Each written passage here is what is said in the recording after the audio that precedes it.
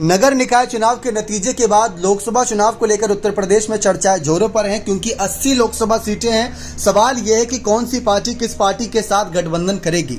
इन सब के बीच चर्चाएं ये हो रही हैं कि बाकी पार्टियों को एक दूसरे से जो विचारों की लड़ाई है वो छोड़कर गले लगाना चाहिए और यहाँ पर सबके सामने आना चाहिए और ये बताना चाहिए कि अब हम एकजुट हैं और हमें कोई नहीं हरा सकता। तो यही सारी बातें निकलकर सामने आ रही, लेकिन इस बीच राजा भैया और मायावती को लेकर सवाल है।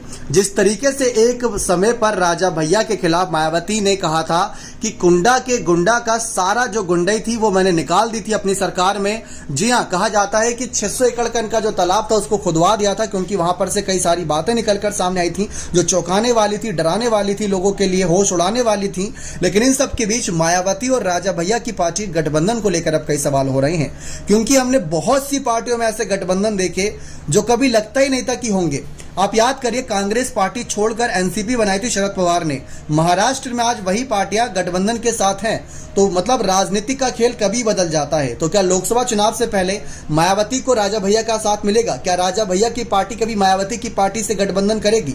दरअसल गौर करने वाली 2 से 3 बातें हैं। 2019 के लोकसभा चुनाव में सपा ने बसपा के साथ गठबंधन किया, लेकिन इससे पहले राजा भैया की पार्टी के साथ यानी राजा भैया समाजवादी पार्टी के साथ मिलकर अच्छा खासा चुनाव लड़ रहे थे मुलायम सिंह यादव के नेतृत्व में। लेकिन उसके बाद जब सपा ने बसपा के साथ गठबंधन किया तो राजा भैया ने दूरी बनाते हुए साफ कह दिया कि हमें सपा से कोई दिक्कत नहीं है, दिक्कत है तो बसपा से। और एक समय पर अक्षय प्रताप सिंह ने मायावती की पार्टी से गठबंधन को लेकर यह ऐलान किया था। राजा भैया के इस शानदार नेता ने, जो कि भाई लगते हैं रिश्ते में, उन्होंने कहा था कि हम किसी भी पार्टी के साथ गठबंधन कर लेंगे लेकिन मायावती की पार्टी के साथ नहीं। यही बयान राजा भैया का भी था कि किसी भी पार्टी के साथ गठबंधन अभी कर सकते हैं लेकिन मायावती की पार्टी के साथ नहीं, क्योंकि इनके साथ जो इतिहास रहा है उसमें 36 का आंकड़ा रहा है और यह आंकड़ा कभी फिट बैठा ही नहीं है। तो इनके साथ तो हम कभी जाने से रहे, इनका हाथ हम थामने से रहे। हमारी पार्टी अकेले ही यहाँ पर उतरेगी, चाहे यहाँ पर हमारे खिलाफ कितने भी हो।